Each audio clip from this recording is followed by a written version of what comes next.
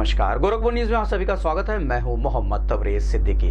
Gorakhpur NDRF team ने सदर सांसद रवि किशन से उनके नौकायन स्थित आवास पर मुलाकात की। सांसद रवि किशन ने एनडीआरएफ के कार्यों के सराहनीय बताते हुए कहा कि आपदा की स्थिति में एनडीआरएफ की टीम भोपाल, नेपाल या देश के किसी भी कोने में पहुंचकर सहायता प्रदान करती है। भूकंप, तूफान, आंधी या बिल्डिंग गिरने जैसी आपदाओं में भी एनडीआरएफ तत्परता से पहुंचती है। उन्होंने बताया कि चरगांवा ब्लॉक स्थित एनडीआरएफ कार्यालय में गोरखपुर संसदीय क्षेत्र में आपदा से निपटने के लिए हमेशा तैयार रहता है और बाढ़ प्रभावित इलाकों में सहायता पहुंचाता है। वहीं इस संबंध में गोरखपुर न्यूज से बात करते हुए सदर सांसद रवि किशन ने कहा, देखिए, बहुत सराहनीय, उन्होंने पूरे विश्व में भारत का झंडा बुलंद किया है। जहां अगर भोपाल नेपाल में हो या देश के किसी भी कोने में हो या जहां भी विश्व में कहीं ज़रूरत पड़े, भूकंप आए, तूफान आए, आंधी आए, बहुत हानि पहुंचती है, क्षति पहुंचती है, वहाँ पर मेरे संसदीय क्षेत्र के एनडीआरएफ का जो चरगांवा ब्लॉक के पास कार्यरत है, मैं उन लोगों को भी प्रणाम करता हूँ। हमेशा वो लोग तत्पर रहते हैं। चूँकि ये इलाका, यहाँ बाढ़ ज़्यादा आती है, ये गोरखपुर ऐसे कटोरे जैसा है, जब भी नेपाल से पानी छूटता है तो, लेकिन हमारी एनडीआरएफ की टीम ने हमेशा बाढ़ ग्रसित इलाकों में आके हमारी जन कल्याण में और जनता को बहुत बचाया है, बड़ी बड़ी नुकसानों से इस देश को बचाया है। मैं प्रणाम करता हूं, उनको सलाम करता हूं। एनडीआरएफ की जय हो, हर हर महादेव। मुख्यमंत्री योगी आदित्यनाथ ने शुक्रवार को 7,283 करोड़ रुपए की लागत से बने गोरखपुर लिंक एक्सप्रेसवे का लोकार्पण किया। 91.35 किलोमीटर लंबा ये एक्सप्रेसवे गोरखपुर को आजमगढ़ से जोड़ता है और 4 जिलों गोरखपुर, संत कबीर नगर, अम्बेडकर नगर और आजमगढ़ से होकर गुजरता है। ये NH 27 पर जैतपुर के पास से शुरू होकर सालारपुर में पूर्वांचल एक्सप्रेसवे से मिलता है। एक्सप्रेसवे के निर्माण में भूमि अधिग्रहण सहित 7,283.28 करोड़ रुपए की लागत आई है। लोकार्पण के बाद मुख्यमंत्री योगी आदित्यनाथ ने इस एक्सप्रेसवे पर यात्रा की। उन्होंने कहा कि ये एक्सप्रेसवे आवागमन को सुगम बनाएगा और गोरखपुर से लखनऊ की यात्रा को भी आसान कर देगा, जिससे ये दूरी लगभग 3.5 घंटे में तय की जा सकती है। इस अवसर पर मुख्यमंत्री ने यह भी कहा कि एक्सप्रेसवे से 4 जिलों को लाभ होगा और इसके आसपास औद्योगिक गलियारा बनेगा, जिससे रोजगार के अवसर पैदा होंगे। भारत माता की वंदे वंदे वंदे। पूर्वांचल एक्सप्रेसवे के गोरखपुर लिंक एक्सप्रेसवे के आज के इस लोकार्पण कार्यक्रम में मंच पर उपस्थित उत्तर प्रदेश सरकार में मंत्रिमंडल के मेरे वरिष्ठ सहयोगी, जल शक्ति मंत्री श्री स्वतंत्र देव सिंह जी, औद्योगिक विकास के मंत्री श्री नंद गोपाल गुप्ता नंदी जी, प्रदेश सरकार के मत्स्य विभाग के मंत्री श्री संजय निषाद जी, औद्योगिक विकास के राज्य मंत्री श्री जसवंत सिंह सैनी जी, राज्य मंत्री ग्राम विकास एवं समग्र ग्राम विकास श्रीमती विजयलक्ष्मी गौतम जी, गोरखपुर के लोकप्रिय सांसद श्री रवि किशन शुक्ला जी, महापौर डॉक्टर मंगेश श्रीवास्तव जी, विधान परिषद सदस्य डॉक्टर धर्मेंद्र सिंह जी, माननीय विधायक श्री प्रदीप शुक्ला जी, विपिन सिंह जी, फतेह बहादुर सिंह जी, श्री राम चौहान जी, श्री राजेश त्रिपाठी जी, श्री महेंद्र पाल सिंह जी, श्री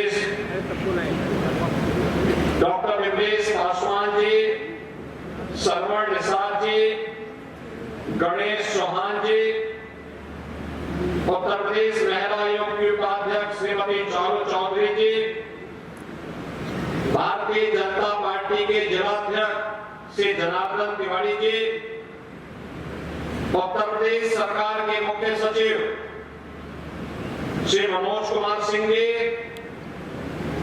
सलाहकार उत्तर प्रदेश सरकार श्री अवनीश कुमार अवस्थी जी,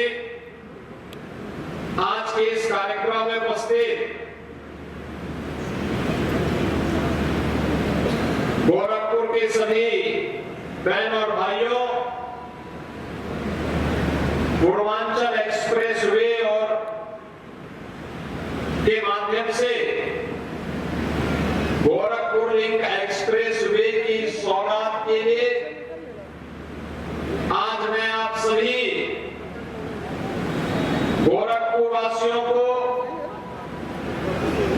संत कबीर नगर वासियों को, अंबेडकर नगर वासियों को और आजमगढ़ वासियों को हृदय से बधाई देता हूं।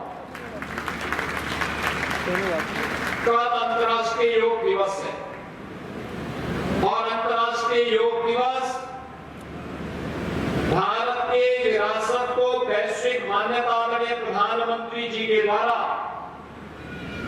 आज से 11 वर्ष पहले दी गई थी। ये 11वां अंतर्राष्ट्रीय योग दिवस की पूर्व संध्या पर पूर्वी उत्तर प्रदेश की इस बेहतरीन कनेक्टिविटी का उपहार इन 4 जनपदों को प्रत्यक्ष रूप से मिल रहा है, लेकिन परोक्ष रूप से पूरा पूर्वी उत्तर प्रदेश इस कनेक्टिविटी का लाभ लेगा। इसके लिए मैं आप सभी को हृदय से बधाई देते हुए अपनी शुभकामनाएं देता हूं। बहनों और भाइयों, विकास के लिए आवश्यक है कि हमारी गति तेज हो। गति बढ़ाने के लिए उस प्रकार का इंफ्रास्ट्रक्चर चाहिए। अच्छा इंफ्रास्ट्रक्चर है तो गति बढ़ेगी, गति बढ़ेगी तो प्रगति होगी और प्रगति होगी तो समृद्धि अपने आप ही आएगी। यह एक सुनिश्चित अवधारणा है। दुनिया के अंदर जितने भी विकसित देश हैं उन्होंने अपने इंफ्रास्ट्रक्चर पर ध्यान दिया। और याद रखना कि 2017 के पहले उत्तर प्रदेश की क्या स्थिति थी, ये किसी से छुपा हुआ नहीं है, किसी से छुपा हुआ नहीं है। विकास को कोसों दूर था, बुनियादी सुविधाओं का अभाव था, गरीब कल्याणकारी योजनाओं का कोई लाभ समाज के किसी तबके को नहीं मिल पाता था और परंपरागत उद्यम भी बंद के कगार पर थे। एक जनपद एक माफिया पिछली सरकारों की देन थी, परिणाम था विकास भी बाधित था। व्यापारी और बेटी दोनों की सुरक्षा खतरे में थी। विकास की कोई योजना आती थी तो विकास की इस योजना में बंदर बांट करने के साथ ही माफिया में वर्चस्व की जंग शुरू हो जाती थी। लेकिन अब उत्तर प्रदेश माफिया मुक्त, गुंडा मुक्त, दंगा मुक्त राज्य के रूप में अपने आप को स्थापित कर चुका है। चाचा भतीजे की जोड़ी वसूली के लिए निकल गई होती और किसी भी नौजवान को जो ईमानदारी के साथ भर्ती होने वाला है वह ईमानदारी के साथ भर्ती नहीं हो पाता।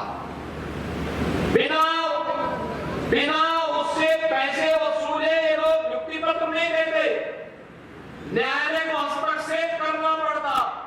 लेकिन अब जो माननीय गृह मंत्री जी ने भी कहा कि बिना पर्ची और बिना खर्ची के पारदर्शी भर्ती ने उत्तर प्रदेश के नौजवान को उत्तर प्रदेश के विकास के लिए समर्पित कर दिया। पिछले 8 वर्ष के अंदर अकेले उत्तर प्रदेश में हम लोगों ने 2,16,000 नौजवानों की भर्ती दी है। 2,16,000 भर्ती अकेले उत्तर प्रदेश में पुलिस बल में हुआ है और कुल मिलाकर के हम लोगों ने सभी सरकारी विभागों को अगर देखेंगे 8.5 लाख से अधिक भर्ती हम लोग उत्तर प्रदेश में उत्तर प्रदेश के नौजवानों को नौकरी दे चुके हैं। बहनों और भाइयों, ये नौकरी इस बात की सबूत है कि युवाओं को जब पारदर्शी तरीके से नौकरी मिली, सुरक्षा का एक बेहतर वातावरण बना, तो उत्तर प्रदेश में नौकरी के साथ साथ उत्तर प्रदेश की अर्थव्यवस्था भी आगे बढ़ी, सुरक्षा का एक बेहतरीन माहौल भी बना और बेहतरीन माहौल बना तो निवेश भी आता हुआ दिखाई दिया। 50 लाख करोड़ रुपए का इन 8 वर्षों में हमें प्रस्ताव प्राप्त हुए जिनमें 15 लाख करोड़ रुपए को अब तक हम लोग जमीनी धरातल पर उतार चुके हैं, जमीनी धरातल पर उतार चुके हैं। और ये निवेश के लिए ही आधार बनाने के लिए एक्सप्रेसवे लिए गए हैं। आप सोचिए गोरखपुर का दक्षिणांचल, जहां पर तमाम स्तर पर हम लोग पहले देखते थे अपराधी गिरोह वहां सक्रिय रहा करते थे, और वहां पे औद्योगिक विकास की एक नई नींव पड़ रही है। गीडा विकास कर रहा है। अकेले गीडा में हम लोगों ने पिछले 8 वर्ष में 15,000 करोड़ रुपए से अधिक के निवेश को जमीनी धरातल पर उतारा है। 40,000 से अधिक नौजवानों को यहां पे उद्योगों में नौकरी दी है। अलग अलग क्षेत्रों में जो उद्योग लग रहे हैं, इनके माध्यम से भी नौकरी के अनंत संभावनाओं को आगे बढ़ाया है। और जो आज हम गोरखपुर में और आजमगढ़, संत कबीर नगर, अम्बेडकर नगर में जो कार्य आज हम कर रहे हैं, यही कार्य पूर्वांचल एक्सप्रेसवे ने लखनऊ से लेकर के गाजीपुर के बीच उसी कनेक्टिविटी के माध्यम से किया है। यही कार्य बुंदेलखंड एक्सप्रेसवे ने बुंदेलखंड के 7 जनपदों में किया है। और यही कार्य इस वर्ष के अंत तक गंगा एक्सप्रेसवे के माध्यम से मेरठ से लेकर के प्रयागराज के बीच में उस कनेक्टिविटी को बेहतर करके हम आगे बढ़ाने वाले हैं। लेकिन ये केवल एक्सप्रेसवे नहीं बनेंगे। जैसे गीडा का विस्तार हमने किया है, यहाँ एक अच्छा लैंड बैंक तैयार किया है, ऐसे ही हर एक एक्सप्रेसवे में हर जनपद में एक औद्योगिक क्लस्टर भी विकसित किया जा रहा है।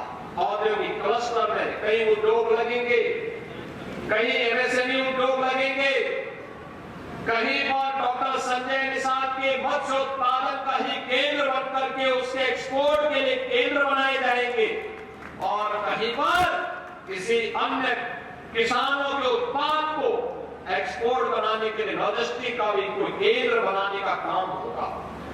ये सभी कार्य हो रहे हैं। एक तरफ यह कार्य विकास के, दूसरी तरफ एयर कनेक्टिविटी को बेहतर किया गया है। और इससे अच्छा आप जानते हैं, पहले केवल दिल्ली के लिए गोरखपुर की प्लेन कभी कभी होती थी। 17 के पहले तो यही हाल था ना, और आज 14 फ्लाइट गोरखपुर से चलती है देश के अंदर अलग अलग शहरों के लिए। इस संबंध में गोरखपुर न्यूज से बात करते हुए सदर सांसद रवि किशन ने कहा, ऐतिहासिक दिन, ऐतिहासिक मंजर समस्त भोजपुरिया समाज पूर्वांचली लोगन के लिए बहुत बड़ सौगात बा। अब आप लोग लखनऊ 3 घंटा में पहुंचा, आजमगढ़ 1 घंटा में पहुंचा, जौनपुर पहुंचा, बनारस पहुंचा, प्रयागराज पहुंचा। रोजगार करिए, इंडस्ट्रियल एरिया, अपन ट्रक दौड़ाओ, अपन कारोबार करा, बच्चे पढ़ने जाएं, एग्जाम दे, मेडिकल भगवान न करे किसी को इमरजेंसी हो, तुरंत वो आप में PGI वगैरह में जाके तुरंत अब दिखा सकता है। एम्बुलेंस से लेके हर सारी व्यवस्थाओं के लिए एक 6 लेन है, 4 लेन है। ऐतिहासिक आपको लगेगा कि आप अमेरिका में चल रहे हैं। और इससे आप लोग जब चलेंगे तब मेरी बात याद आएगी, आपको कहीं कहीं अमेरिका से कम आपका भारत, आपका ये पूर्वांचल, आपका ये उत्तर प्रदेश धन्य है। मोदी जी धन्य है, पूज्य योगी महाराज और सरकार। रामगढ़ताल पुलिस ने हत्या के प्रयास के 2 आरोपियों राहुल हरिजन उर्फ मोदी उर्फ निरहू और गुड्डू निषाद को गिरफ्तार किया है। थाना प्रभारी चितवन कुमार ने बताया कि मुखबिर की सूचना पर हुई गिरफ्तारी में उनके पास से एक लोहे की राड और एक बांस का डंडा बरामद हुआ है। 19 जून 2025 को इन अभियुक्तों ने वादी के भाई पर जानलेवा हमला किया था, जिससे उसे गंभीर चोटें आई थी। इस मामले में मुकदमा दर्ज कर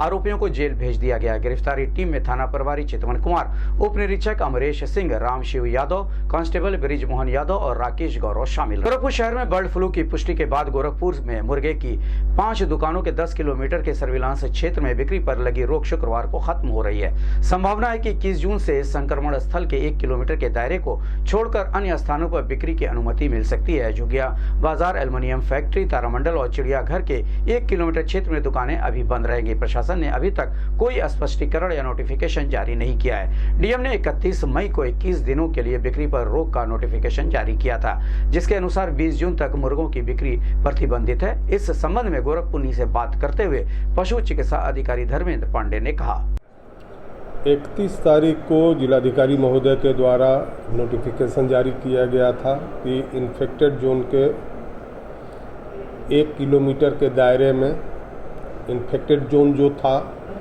10 किलोमीटर के दायरे में सर्विलेंस जोन था।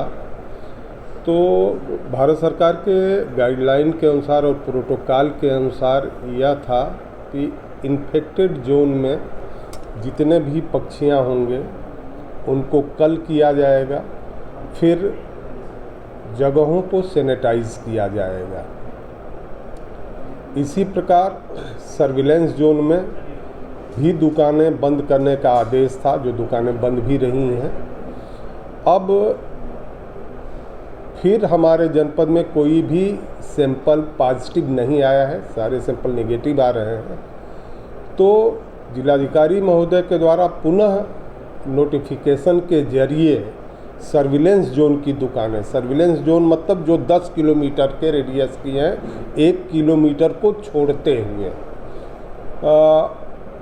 उन जगहों पर नोटिफिकेशन जारी होने के बाद बिला बाहर से मुर्गा मंगाए इसकी बिक्री शुरू की जा सकती है, लेकिन ये सारी चीज़ें नोटिफिकेशन जारी होने के बाद ही है।